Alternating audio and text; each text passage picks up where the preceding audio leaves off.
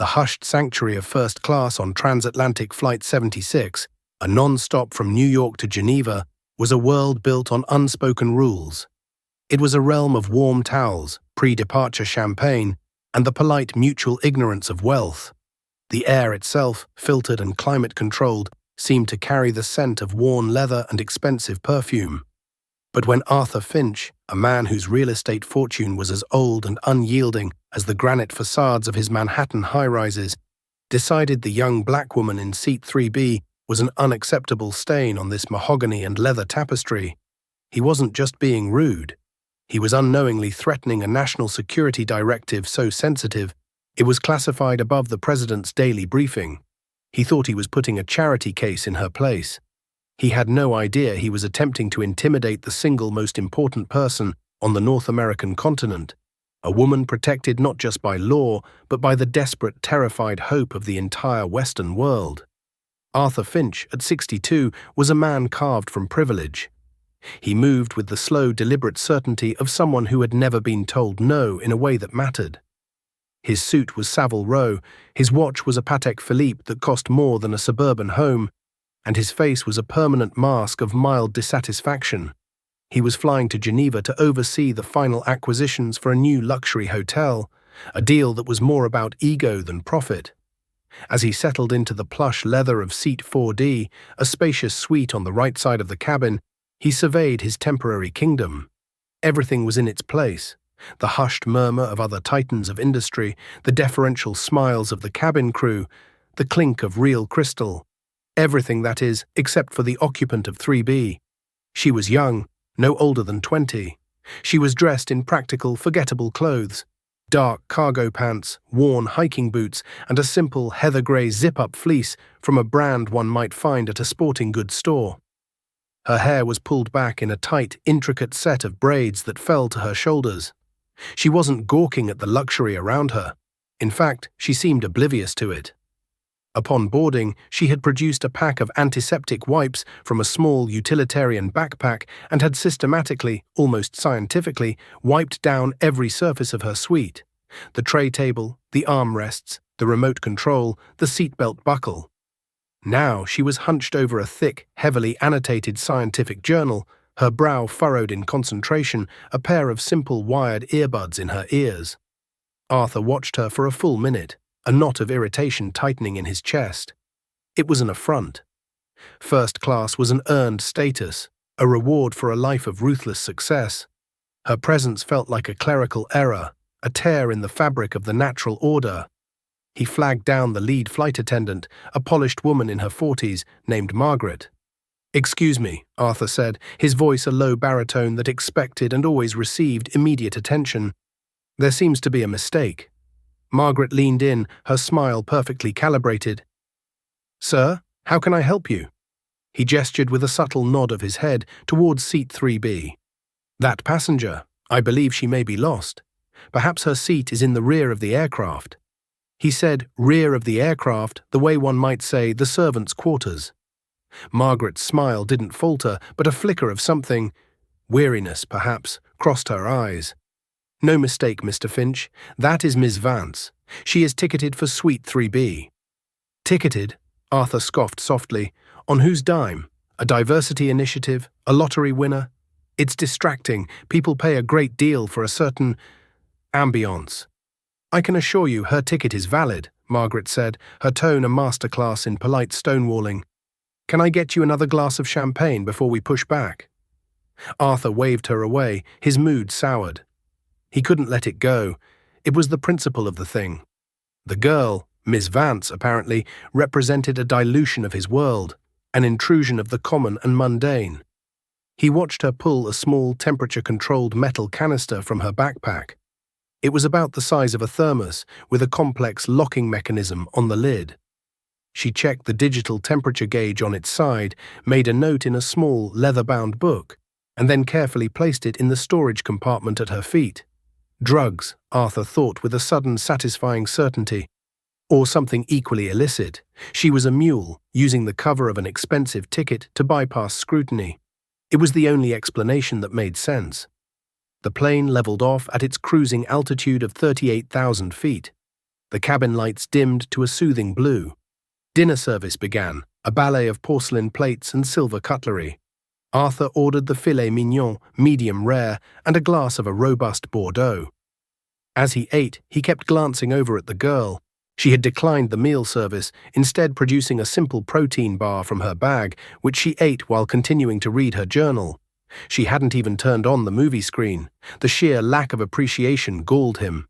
She was occupying a $10,000 seat and treating it like a public library carrel. The wine, emboldening his indignation, began to work its magic. He rotated his seat slightly to face her more directly. "Quite the bookworm, aren't we?" he said, his voice loud enough to carry across the aisle. The girl, Elara, didn't look up. She simply lifted a hand and tapped her earbud, a clear signal that she was not available for conversation. Being ignored was a foreign and deeply unpleasant experience for Arthur Finch. He felt a hot flush of anger creep up his neck. He cleared his throat, louder this time. "I said that's quite the reading material." Cramming for a community college exam? This time she slowly lowered the journal. She pulled out one earbud, her dark eyes meeting his. They were calm, analytical, and utterly devoid of intimidation. "It's a preprint on genomic sequencing of filoviruses. Probably a bit dense for your tastes." She put the earbud back in. The casual academic dismissal was like a slap. "Your tastes." As if he were some uncultured simpleton. "I'll have you know," Arthur said, his voice rising, "that I am a benefactor of Cornell Medical School. I know a thing or two about medicine, and I also know a thing or two about security. What's in the metal canister you're guarding so closely?" Elara sighed, a long, tired breath, and put her journal down. She pulled out both earbuds this time. "It contains research samples. They are sealed and stable." "Research samples," Arthur mimicked, his voice dripping with sarcasm. "Is that what the kids are calling it these days? Let me guess, you're flying to a music festival in Amsterdam." From 2 rows back, a man in a simple grey polo shirt cleared his throat. He was nondescript, with the solid build and quiet watchfulness of a man who spends a lot of time in airports. "Sir, I think the young lady would like to be left alone." Arthur shot him a withering glare. "Mind your own business. This is a matter of cabin safety. We have a suspicious individual with an unidentified container. I have a right to know what I'm flying with." He turned his attention back to Elara, his voice lowering into a conspiratorial, threatening tone. "Look, sweetheart, I don't know what kind of trouble you're in, but you don't belong here. I'm willing to forget I saw anything if you tell me the truth. Who are you working for?" Elara's expression didn't change, but her posture did. She sat up straighter, her shoulders squaring. The weary student vanished, replaced by someone older, someone with an authority that had nothing to do with age or money. "You are making a number of incorrect assumptions, sir. My name is Elara Vance. My ticket was purchased by my employer, the United States government. The container at my feet is a cryo-shipper containing inert viral proteins for vaccine development. It is perfectly safe and cleared for transport by every relevant domestic and international authority. Now, if you'll excuse me, I have a presentation to prepare for the World Health Organization. I suggest you go back to your wine." Her calm, factual recitation only enraged him further. It was a preposterous story, obviously rehearsed. A government employee? A scientist? He laughed, a short, ugly bark. "The government doesn't hire children, and they certainly don't fly them in first class. You're a terrible liar." "Sir," Margaret, the flight attendant, reappeared at his elbow. "I'm going to have to ask you to stop harassing Ms. Vance. This is your final warning." "Harassing," Arthur bellowed, finally losing the last of his composure. The other passengers were now staring openly. "I'm performing a public service. This girl is a threat. I demand you inspect her luggage. I demand you inspect that canister." "We will do no such thing," Margaret said, her voice now firm. "If you do not return to your seat and cease this behavior, the captain will authorize your restraint." "You'll restrain me?" Arthur was incredulous. He stood up, towering over the flight attendant.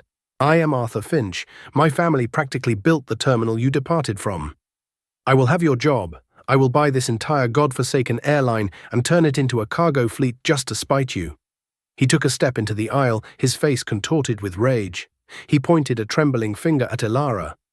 "And you're finished. When we land in Geneva, I'll have the authorities waiting. We'll see what's really in that little thermos of yours." He was so consumed by his own tirade that he didn't see the man from 2 rows back rise silently from his seat. The man, Agent Thorne, moved with an unnerving economy of motion. He didn't rush. He simply placed himself between Arthur and Ilara's suite. "Mr. Finch," Thorne said, his voice low and calm, but carrying an unmistakable edge of steel. "You're going to sit down, now." "And who the hell are you?" Arthur spat. "Her bodyguard? Her pimp?"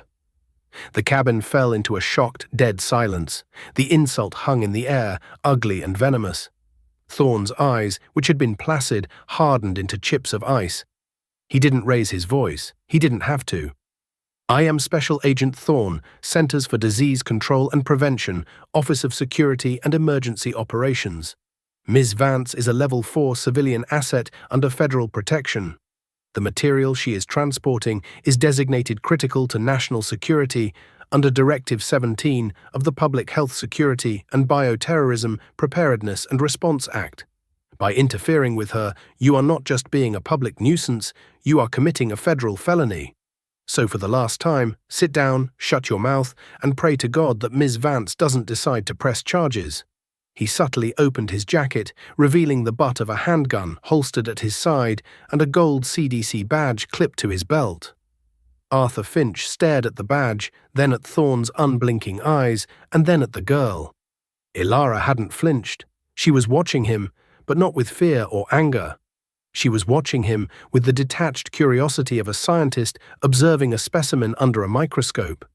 It was in that moment, as he saw the cold professional assessment in her eyes, that the first real tendril of fear began to snake its way into his alcohol-soaked certainty. He had made a mistake, a terrible, terrible mistake. He stumbled back into his seat, his face pale. The wine suddenly tasted like acid in his stomach. The silence that followed was heavier and more suffocating than any he had ever experienced. He had picked a fight, expecting to crush an insignificant pest. Instead, he had punched a hornet's nest, and the hornets were armed, federal, and very, very angry. The red warning light of Agent Thorne's badge should have been a full stop for Arthur Finch. A sane man would have retreated into a cocoon of silence and scotch for the remainder of the flight, counting the minutes until he could escape the consequences of his arrogance. But Arthur was not a sane man, not when his authority was challenged. His fear, potent as it was quickly being metabolized into a different, more familiar emotion, righteous indignation. He sat stewing in his leather suite, the humiliation of physical heat on his skin. A CDC agent, a Level 4 asset. It was theater, it had to be. A government plot to smuggle something or someone, and this girl was the improbable-looking cover. He saw conspiracy in the quiet efficiency of the cabin crew, in the way Agent Thorne now sat fully alert, his gaze sweeping the cabin. They weren't protecting a scientist, they were guarding a criminal, a whistleblower, or worse. His mind, conditioned by a lifetime of seeing threats only in terms of financial and social leverage, began to work. He couldn't win with volume, so he would win with influence. He discreetly pulled out his satellite-enabled smartphone. He needed information. He needed to control the narrative before they landed. He had lawyers in Geneva, fixers who could make problems disappear. But first, he needed to know who Ilara Vance really was. He opened a secure browser and typed her name into a private intelligence database he subscribed to, a service that scraped everything from public records to the dark web, usually reserved for vetting corporate rivals. The search results began to populate, and they were maddeningly sparse. Ilara Vance, age 20. Education, Johns Hopkins University, early entry, BS in molecular biology. Currently a doctoral fellow at the U.S. Army Medical Research Institute of Infectious Diseases at Fort Detrick. A list of published papers followed, with titles that were utterly incomprehensible to him. In silico modeling of Marburg, virus glycoprotein binding, rapid deployment CRISPR-based diagnostics for arenaviral hemorrhagic fevers. It was real. The academic credentials were too specific, too verifiable to be a fabrication. This wasn't a street kid, she was some kind of prodigy. This realization didn't chasten him, it infuriated him. That this child, this girl in a cheap fleece, possessed a mind that the government, his government, deemed critical to national security was an insult to the natural hierarchy of the world, a world where men like him were in charge. Then his eyes snagged on a flagged addendum at the bottom of her file. It was an internal memo leaked from a CDC briefing and scraped by the database. Subject: Vance Ilara. Codename: Prometheus. Status: Active. Assignment: Operation Crimson Dawn.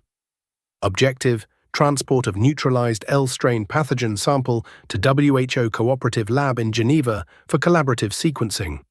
Note: Subject is sole civilian with direct experience in L-strain's unique protein folding. Extreme caution advised. Asset is irreplaceable. L-strain. The name meant nothing to him. Irreplaceable. The word pulsed on the screen. He felt a thrill of discovery, the predatory excitement of a fox finding a key to the henhouse. He had leverage. He had a name. He had a code name. He did something not just foolish, but catastrophically reckless. He angled his phone, pretending to read, and snapped a photo of Ilara as she conferred quietly with Agent Thorne in the aisle.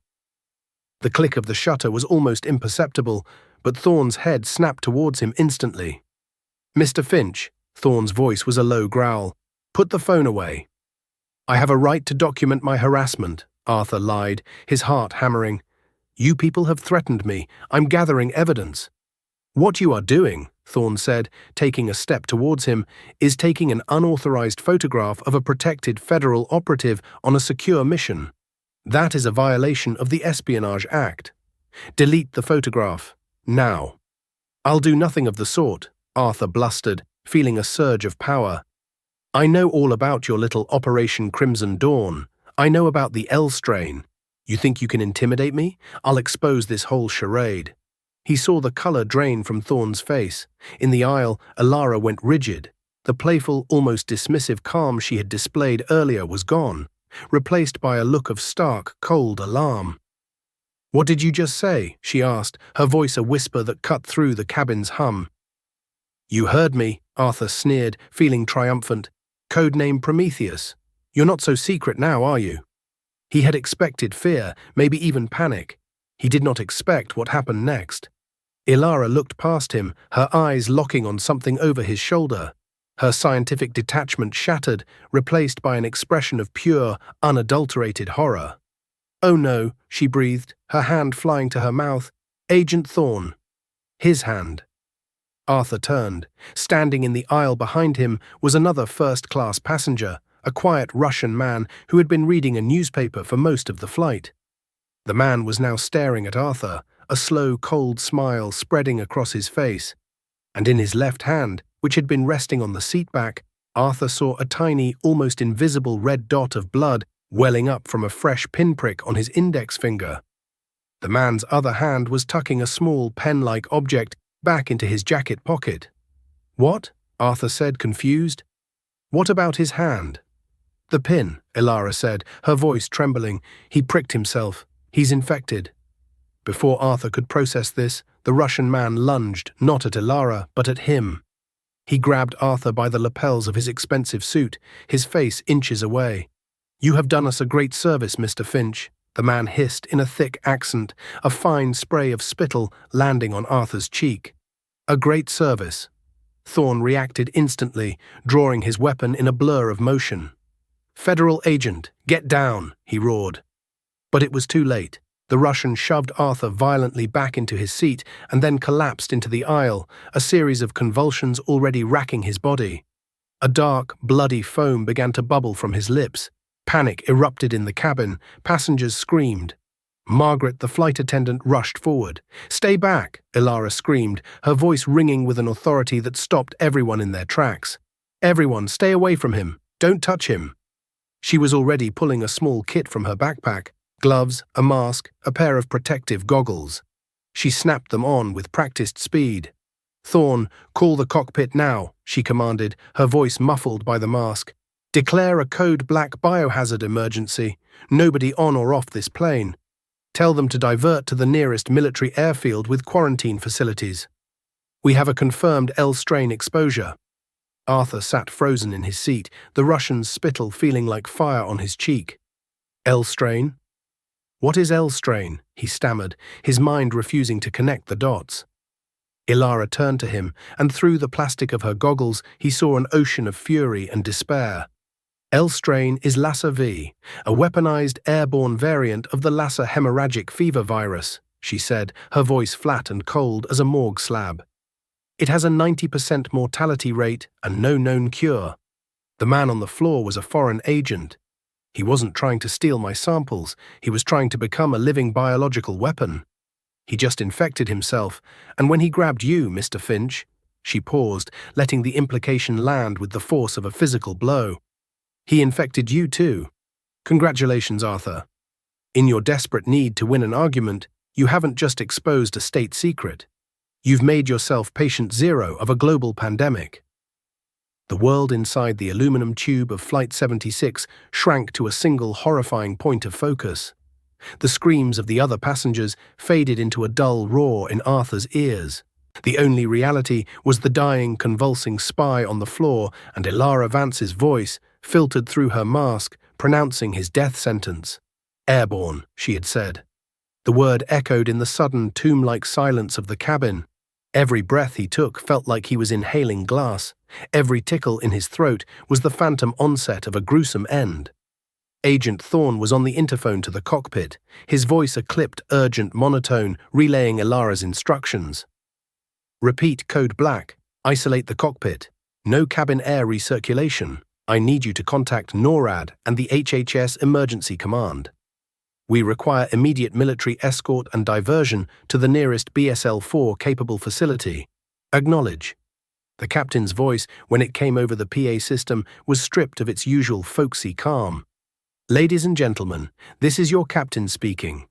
By order of the United States government, we are declaring an in-flight medical emergency. We will be diverting immediately. Please remain in your seats. The cabin crew will be issuing instructions. Do not, I repeat, do not leave your seat for any reason. Ilara moved with a speed and purpose that was terrifying to behold.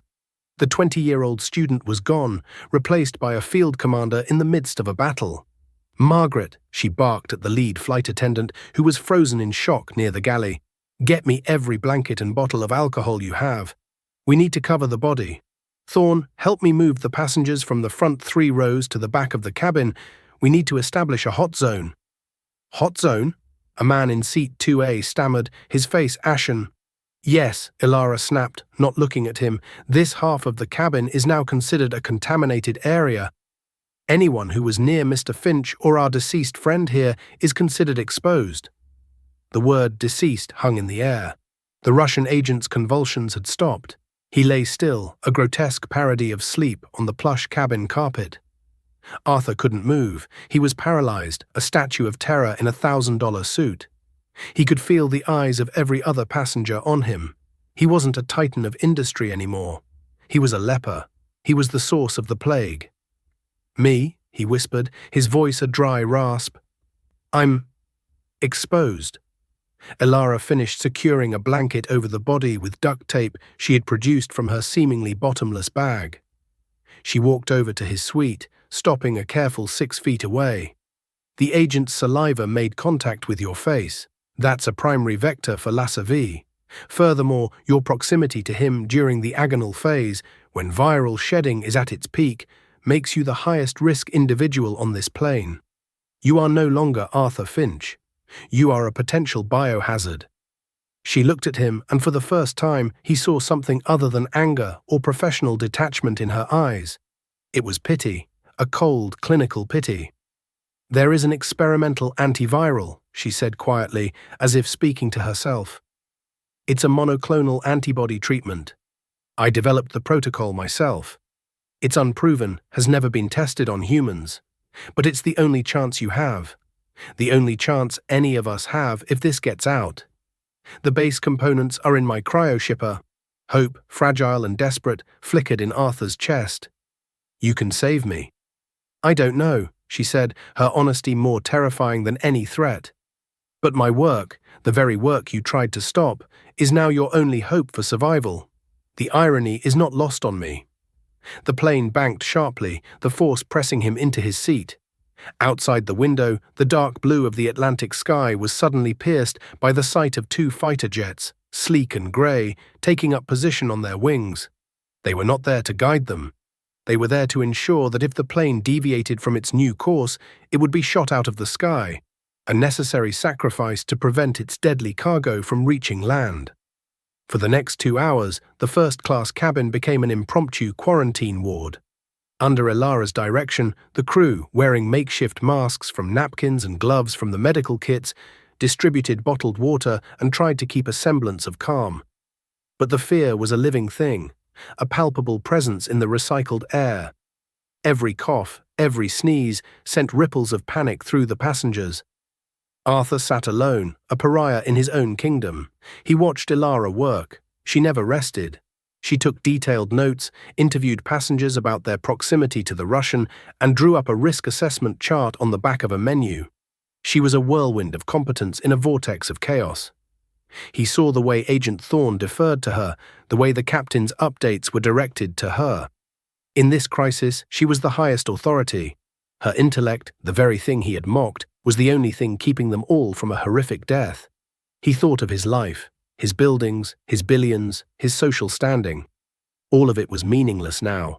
He would trade every dollar, every ounce of his influence, for a guarantee that the virus wasn't already replicating in his cells, turning his organs into liquid.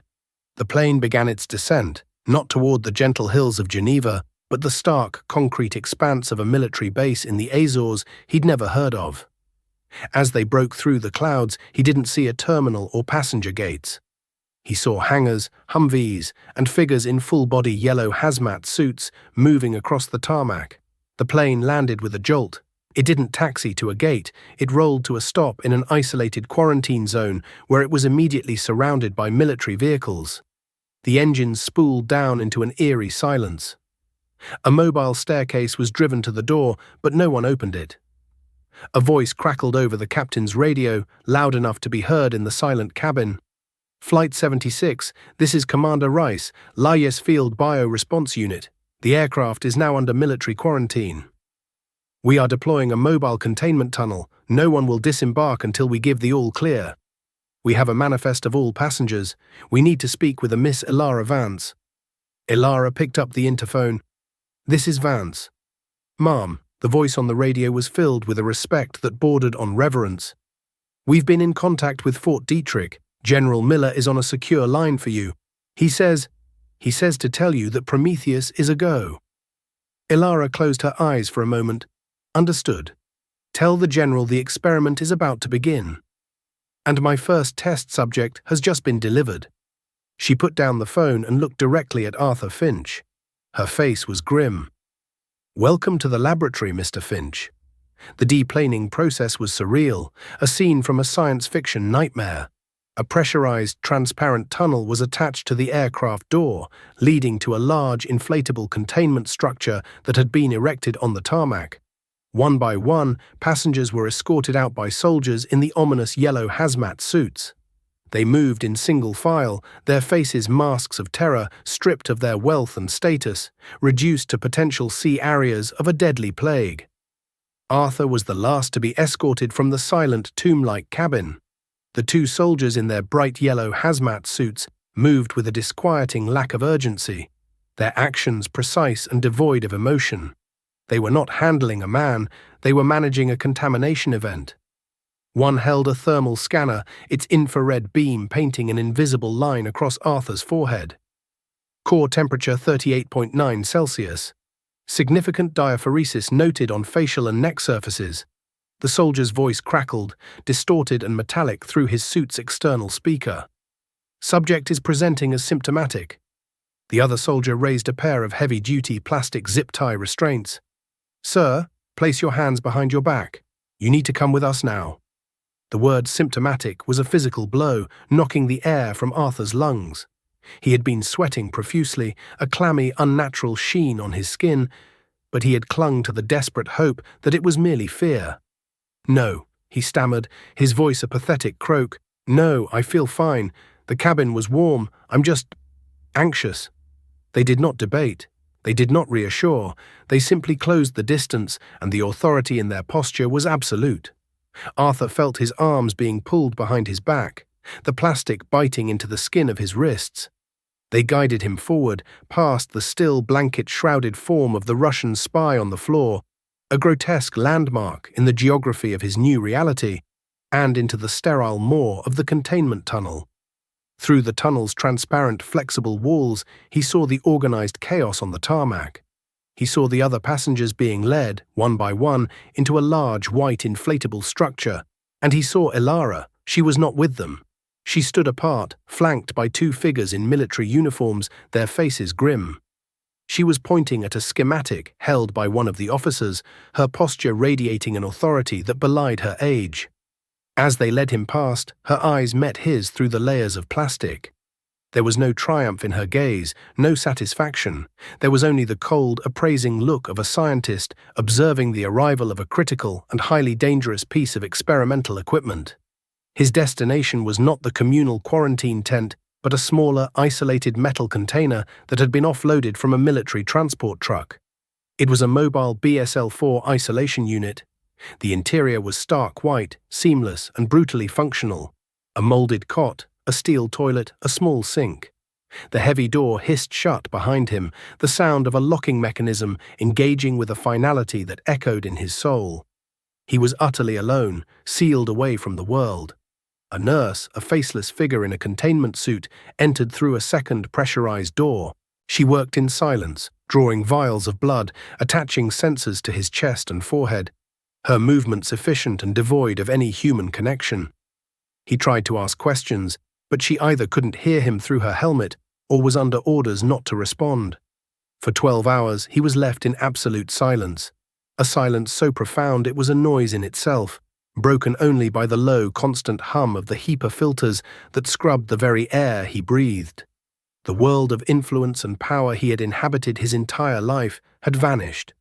There were no calls to be made, no lawyers to summon, no strings to be pulled. He was a biological entity, a collection of cells under observation. His name was no longer Arthur Finch, he was Patient Zero.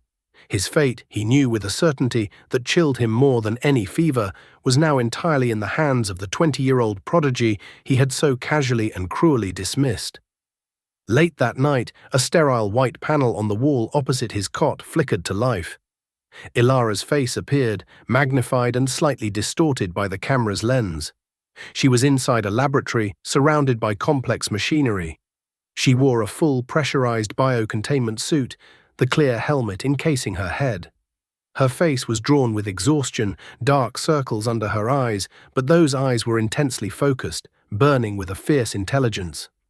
Mr. Finch, her voice was clear, piped in through a speaker in the ceiling. It was the voice of a physician, clinical and detached.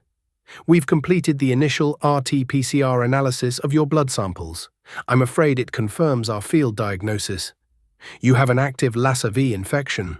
The viral load is already significantly higher than we would expect at this stage. It's an extremely aggressive replication. The floor seemed to tilt beneath him. The slim, desperate hope he'd nurtured in the silence was extinguished. So, that's it, he whispered, the words tasting of dust. It's a death sentence. Not necessarily, she replied, her gaze unwavering. For the past 12 hours, my team and I have been working. Using the neutralized viral proteins I was transporting, we've synthesized a single, viable dose of a therapeutic candidate. It's a high-affinity monoclonal antibody cocktail designed to target the L strain's specific glycoprotein spikes. The official designation is AF1138. A flicker of his old, monstrous ego surfaced, grotesque in its absurdity. AF, he asked, his voice barely audible. Is that, for me, Arthur Finch? For the first time, a shadow of an expression crossed her face, visible even through the thick helmet. It was something akin to weary contempt.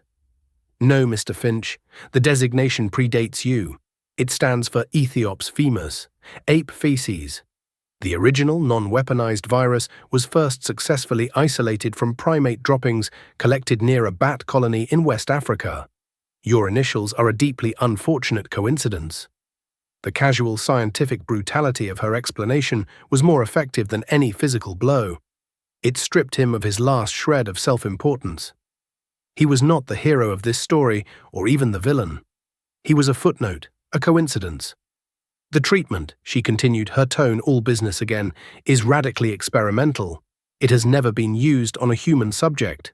In primate trials, it demonstrated a 40% success rate in complete viral clearance. The other 60% experienced a catastrophic systemic inflammatory response, a cytokine storm. The antibodies, instead of just targeting the virus, triggered a feedback loop that caused the host's own immune system to attack its vital organs. Lungs, liver, kidneys, they liquefy. It is an excruciatingly painful and rapid death. He stared at her, his mouth agape, his mind struggling to process the horror. And you want to give that to me? I don't want to do anything, Mr. Finch, she said, her voice sharp with the strain of command. I am compelled to. You are the index case. Your body is the first human battlefield for this pathogen. The data we can collect from your reaction, positive or negative, is invaluable. It will determine the treatment protocol for every other exposed person on that flight, for every potential victim if this escapes quarantine. So you are presented with a choice. Option 1, you refuse treatment. We provide palliative care as the disease takes its course. Our models, based on your current viral load, give you a 95% probability of multi-system organ failure and death within 10 days. Option 2, you consent to the trial. You receive the dose of AF1138. You have a 40% chance of survival. Or you have a 60% chance of dying much faster and in significantly more agony. But your death in that case will not be meaningless.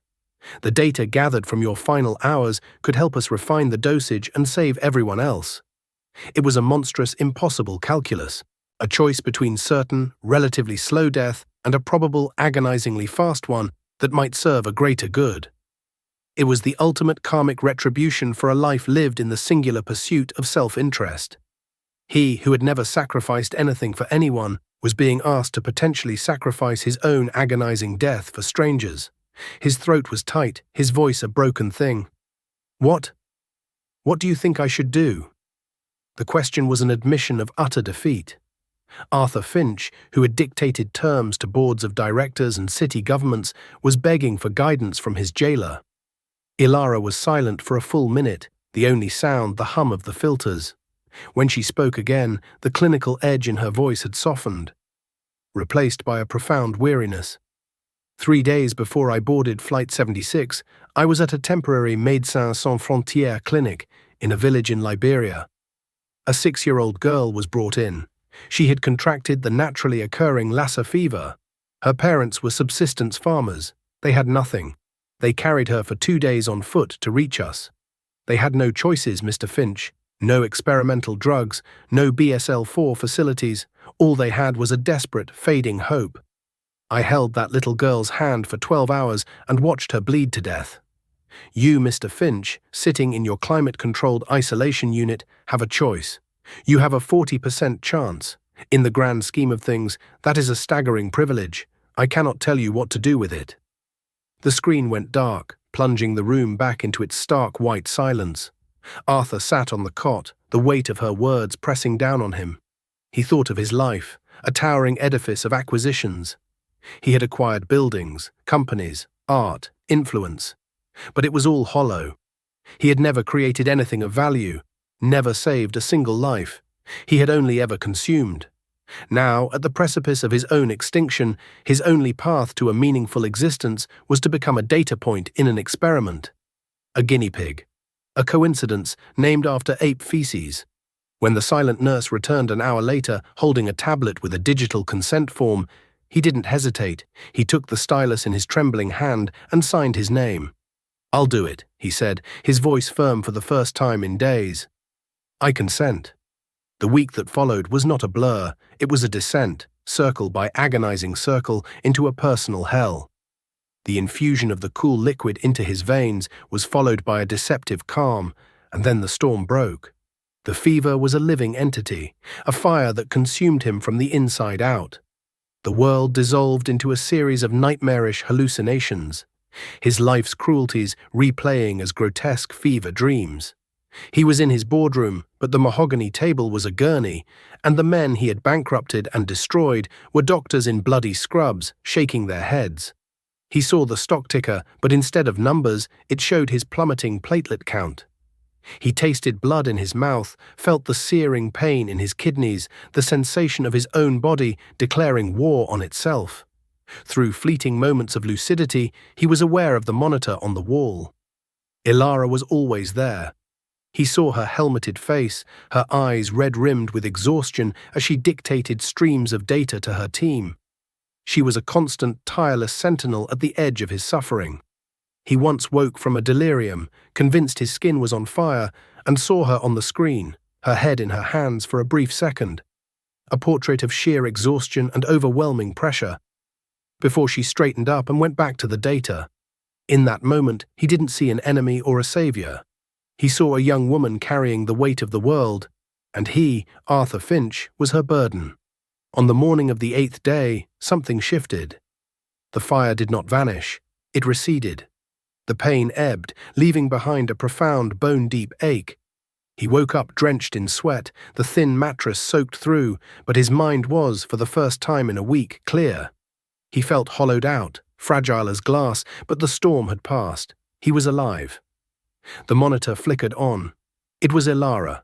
She was in the lab, but her helmet was off. Her braided hair was slightly disheveled, her face pale and etched with fatigue, but she was smiling. It was not a triumphant smile. It was small, weary, and deeply human. "Good morning, Mr. Finch," she said, her voice raspy. "Congratulations, you made it. You're in the 40%. Your viral load has been undetectable for the last 6 hours. The treatment worked. You survived." Tears began to stream down Arthur's face, hot and silent. They were not tears of joy or relief. They were tears of a shame so profound it felt like it was dissolving his very bones. "The others?" he croaked, his throat raw. "The passengers? The crew?" "We synthesized more doses as soon as your preliminary data showed a positive response," she said. "We began administering the treatment to the other high-risk individuals 48 hours ago. All 43 passengers and crew members from the hot zone are now stable and responding. No one else became critical. You took the full force of the storm, Mr. Finch. Your body gave us the blueprint to save them." He had saved them.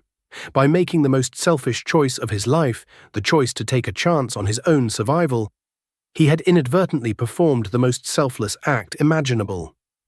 The irony was a crushing weight. "What happens now?" he asked, the question filled with a new kind of dread. Ilara's small smile faded. "Now you recover, and then you face the consequences. The world outside this base hasn't stopped turning. The story of Flight 76 is global news. The Department of Justice has already convened a grand jury. You have a great deal to answer for." 3 months later, a gaunt and grey-haired Arthur Finch stood before a federal judge in Washington, D.C. He was 30 pounds lighter, his Savile Row suits replaced by a simple, ill-fitting one provided by his court-appointed defense attorney. He had pled guilty to every charge, multiple counts of interference with a federal agent in the performance of her duties, reckless endangerment on a mass scale, and violations of the Espionage Act for knowingly revealing classified operational names. The courtroom was packed. In the front rows sat the passengers of Flight 76. He could feel their eyes on him, a mixture of cold fury, morbid curiosity, and something else he couldn't quite decipher. They were not there to see him punished. They were there to witness the closing chapter of the story that had bound them all together. The prosecutor, a sharp, unsmiling woman, laid out the facts of the case, her voice ringing with condemnation.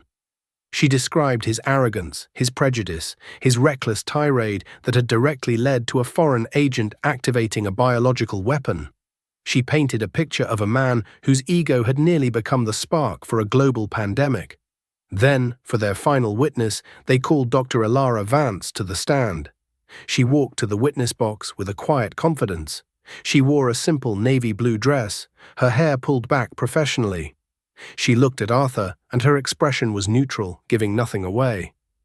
After she was sworn in, the judge leaned forward, his voice softened with respect. "Dr. Vance, the court has read the reports. We are all aware of your heroism. We are also aware that this man's actions placed you and dozens of others in the gravest possible danger. He verbally assaulted you, he threatened your mission, and he was the direct catalyst for a chain of events that could have resulted in a catastrophe of unimaginable scale.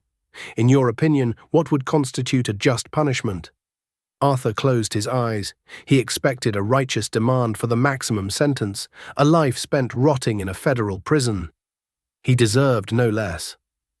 Ilara was silent for a long moment, her gaze sweeping over the faces of the other survivors before settling back on Arthur. "Your Honor," she began, her voice clear and steady, resonating through the hushed courtroom. "Mr. Finch's actions were born of a profound and willful ignorance. He is a product of a world that has taught him his wealth and his station confer upon him a superiority that is not just a privilege but a right. He saw a young black woman in a space he considered his own, and his mind, conditioned by a lifetime of prejudice, could not compute a reality where she belonged there on her own merit. For that failing, for the system that created it, and for the catastrophic consequences it produced, he must be held accountable." She paused, taking a breath. "However, I have also seen this man at his most abject and vulnerable. I watched him, stripped of everything, make a choice to risk a horrifying death to give others a chance to live. The man who made that decision, Your Honor, is not the same man who boarded that plane in New York. To lock that new man away for the rest of his life would be a punishment, yes, but it would also be a waste." She turned her head slightly, addressing Arthur directly now. "I don't want your life to be destroyed, Mr. Finch. I want it to have meaning." The sentence she proposed, which the prosecution had agreed to in pre-trial conferences, was unprecedented. 10 years in federal prison with 7 suspended. But the conditions of his parole were extraordinary. The Finch real estate empire and all its holdings were to be liquidated. The entirety of his fortune, a staggering $2.7 billion, was to be placed into an irrevocable charitable trust. The trust's sole mission, to fund pandemic research, build public health infrastructure, and provide medical care in the world's most underserved communities. The sole administrator of that trust, with full and final discretion over every dollar, was to be Dr. Ilara Vance. 2 years later, Arthur unlocked the door to a small, Spartan apartment in a city he'd once owned a dozen buildings in. His 3 years in a minimum security prison had been quiet and reflective. Now, on parole, his life was one of routine and anonymity. He worked at a non-profit, managing the logistics for a network of urban food banks. It was humbling, difficult work, coordinating truck routes and inventory, stacking crates and filling out paperwork. The calluses on his hands were a permanent reminder of his new reality. On a small television in his apartment, a news program was highlighting a recipient of the Philanthropist of the Year award. He watched as Ilara, poised and articulate, accepted the award not for herself, but on behalf of the Vance Global Health Initiative.